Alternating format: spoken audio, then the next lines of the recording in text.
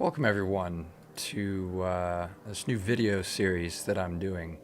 So, explain a little bit of what it is and what's going on. This video series is designed to help new map creators get in the groove, so to speak, when it comes to making new maps, because the distance level editor is a little bit complicated and there's a lot of mistakes you can make when you're starting out. And I feel like some people get feedback in the form of criticism and they're just like, well, nobody appreciates all the work and time I spent in, why should I even bother? So I felt like a good way to remedy that would be to get on the level editor, take submissions for people who've agreed to have their stuff reviewed, because I know some people get a little bit sensitive about it, and then look at the work they've done, go over it, review it a little bit, and give advice and show firsthand how to do things better. So enough intro. Let's go ahead and see what we have for our first week. I plan to do this every week if I can. Sorry if I sound a little bit off today. I've just been really busy lately and I haven't been getting a lot of sleep, so I think I sound a little bit sick. All right, so what we have here is the Kinetic realm by, let me look at the name, Midnight Cinder on the Discord. They were posting some information about it, and I thought, hey, that'd be perfect for the new map series. So what we see here is kind of standard distance decoration, which is a little bit unusual for realms. Normally they co-opt some different stuff.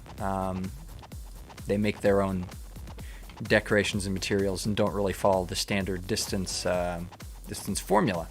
This one more or less does. So let's go ahead and tab in, take a look. All right. That's a very, very glowy start. Obstacles, decorations seem to fit pretty well. But the first thing I'm noticing that seems a little bit off is the fog. The background is this purple skyline. I'm going to turn the volume down probably about maybe 8 decibels here. There we go. I should be able to comfortably talk over the music.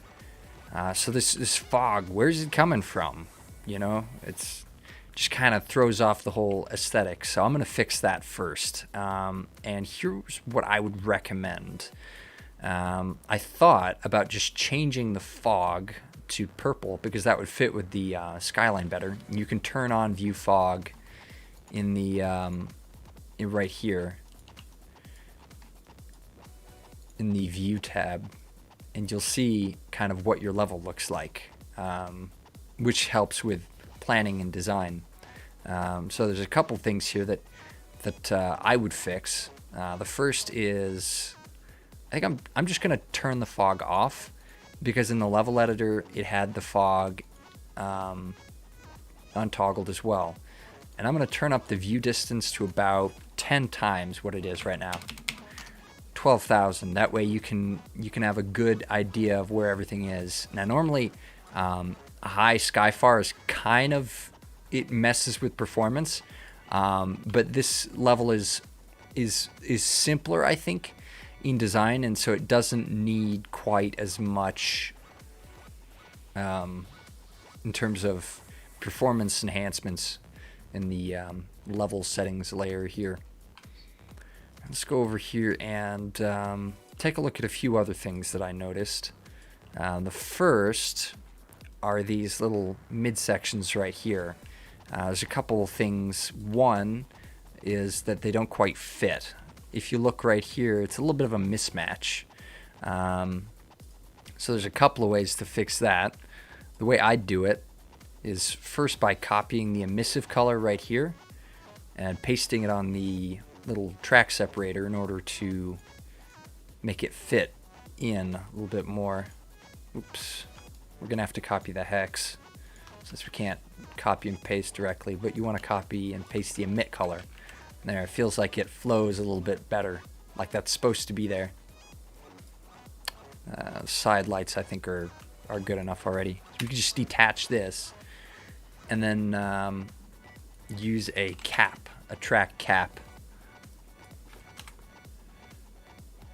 And a little trick I've learned is that since these two are perfectly in the same place, if we drag a box over them, it selects them both, because their little node here, which you can toggle with F3 to have them visible at close range or visible all over the map, or not visible at all.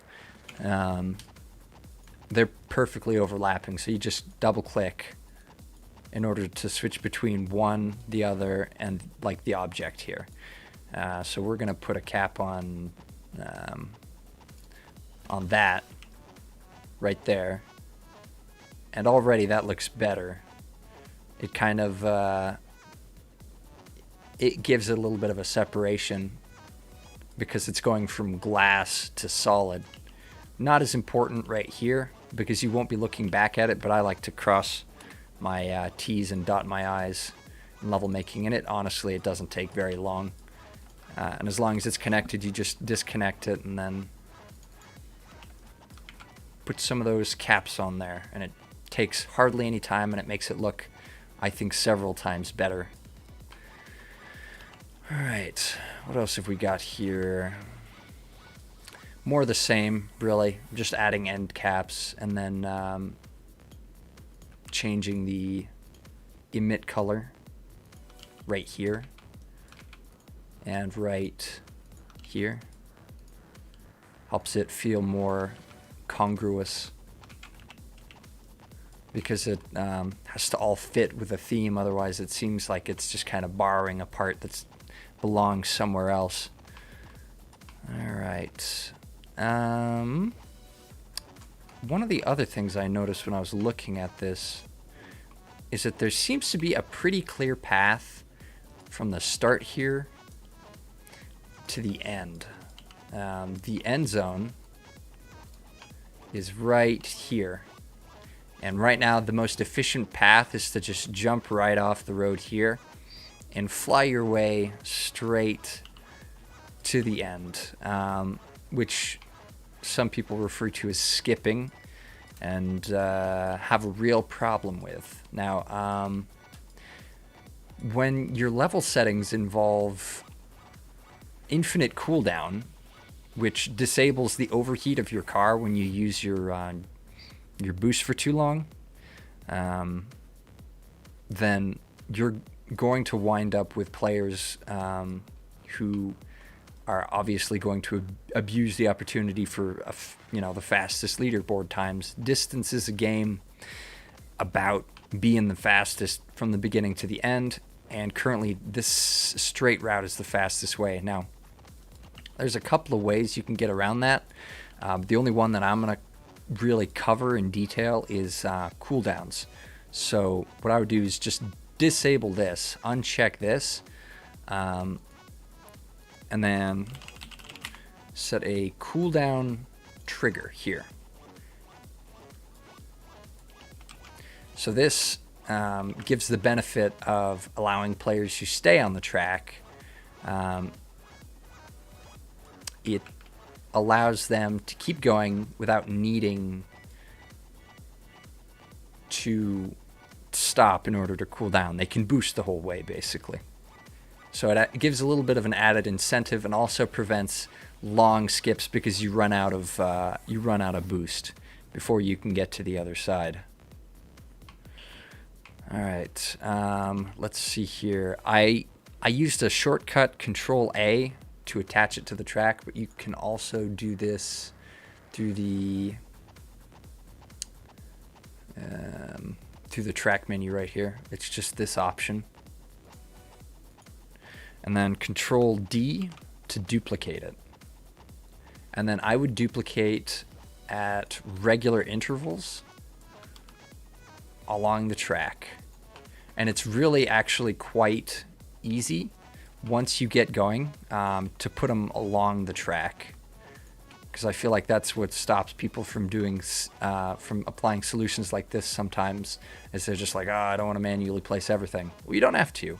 All you have to do is attach it to the track, and then just put them in intervals, and then Control D, and they'll automatically move along the track. Control D, they'll automatically move along the track. And in case you want to move them again, M is how you move an object that's attached to the track, and you just move your cursor up and down. They follow, and they keep their orientation to the track here. All right, let's see. I would say something about the checkpoints, but given the theme of the rest of this level, I'd say they fit right in. Normally, I endorse using either invisible checkpoints or making your own custom checkpoints, which is basically when you make a decoration around an invisible checkpoint to give it some sort of legitimacy, make it seem more official. Okay. Long stretches of road with not a lot going on can sometimes lead to players getting bored, but the general theme of this level is that it seems very beginner oriented, very beginning of the campaign. So I am not going to do anything about that. The obstacles seem pretty fairly spaced. They're not put too many at once, so it doesn't prevent the player from slowing down. The curves of the loops seem pretty good.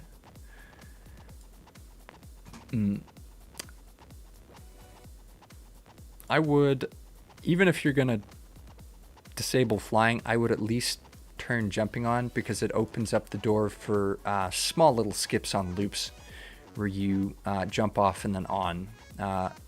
A strategy that more seasoned map makers use is to release the level and then wait a few days and then see what types of shortcuts people are taking. Now, from looking at this at a top-down view, people are going to be cutting across and through here to get to this bridge, because they can't make it across any other way. The distance is just too far. And so that's going to be the most economical way, so you don't have to follow those loops. So I would build in some kind of road shortcuts, Easter eggs, right through here. Like, for example, maybe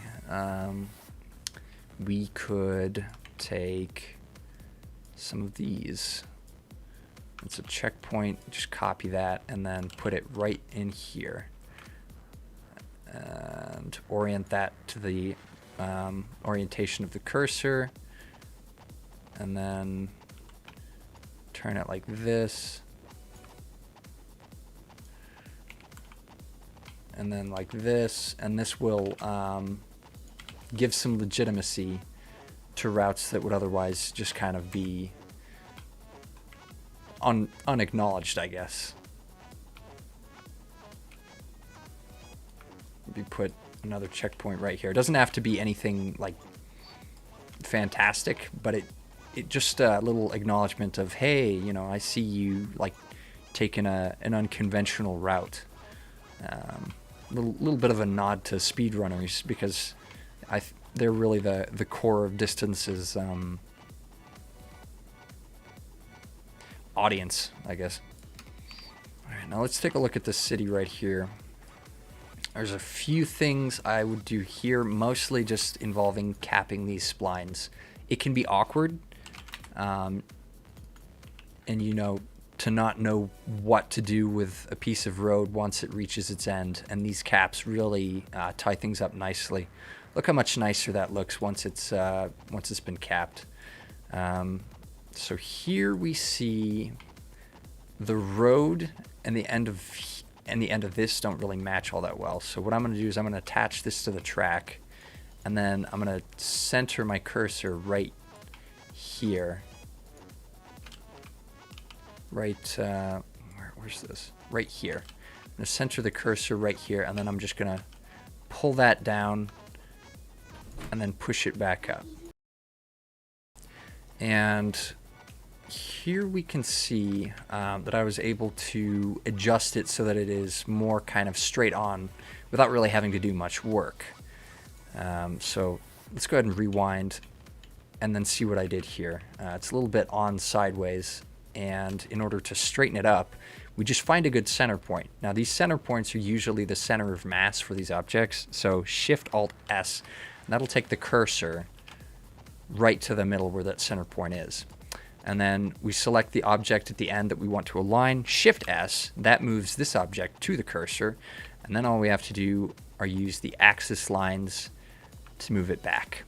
We can use numpad 7 and numpad 5 to get like a top-down orthographic view and then just align it really nicely using these drag arrows so that the player just goes right on there. And then since this is a little bit misaligned, it kind of goes up one way and then off the other, we just Alt-S and it'll copy the alignment.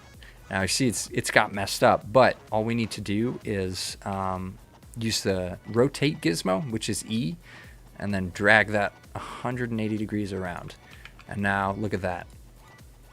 It is completely on here. So we just need to align it, and then it's completely straight and centered. Looks much nicer. And we didn't have to change anything about this other route. We just aligned it a little bit more nicely. And so whenever you're having trouble like aligning an end bit, that's what I suggest doing, or how I suggest doing it. And again, just capping any roads that need capping. An easy way to check for that is to just press T and then just do a scan, I guess. See if you have any uncapped end splines. But it doesn't catch everything. For example, these, not uncapped, but you still see through the track. You see through the object. You never want to have objects that reveal the lack of interior geometry, because it's just kind of bad design, because they're hollow and invisible looking out from the inside. All right, let's see. In terms of track design, for what it is, there is good use of angles and geometry here.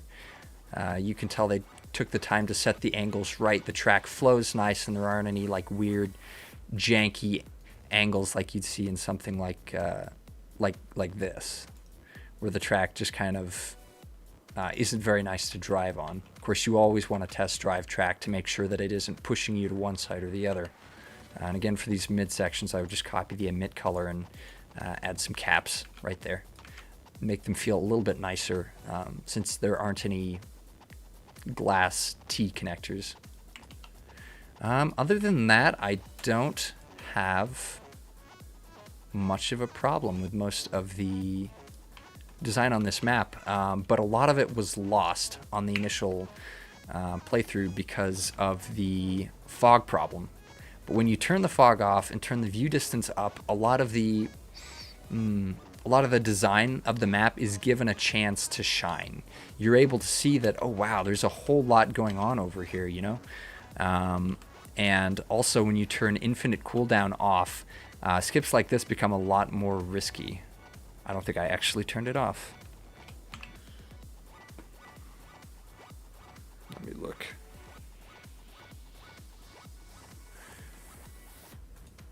Infinite cool. No, it is off. Interesting. I wonder if there's an ability trigger. It's another thing you have to... Nope. No ability trigger.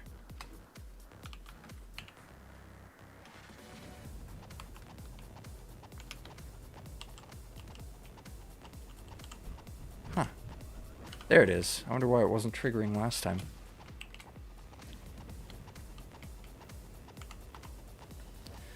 Okay, but that's about it for this video. I hope you... Oh no. Yep, that's it there. There's an infinite cooldown trigger, apparently. Once you go through it.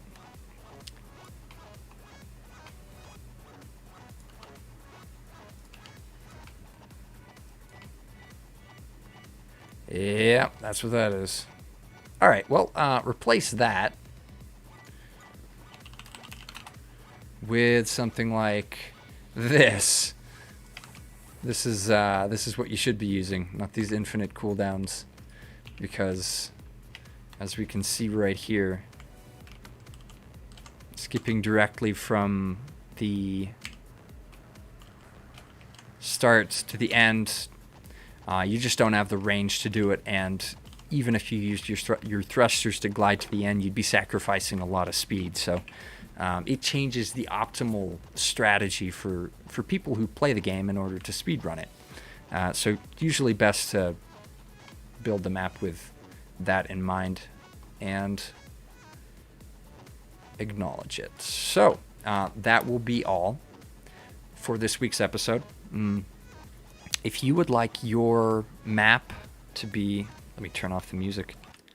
All right, I consider this an outro, I guess. Thanks for watching. I hope to get videos in this series out every Thursday, and hopefully in the future they will be a little bit more exciting than this one, but you got to start somewhere, right? If you have any feedback for me about the video format or things that you'd like to see me go over, feedback you'd like to see me focus on, then you can go ahead and leave that in the comments section. And if all goes well, there should be another one of these videos out by next Thursday. And I will see you all there.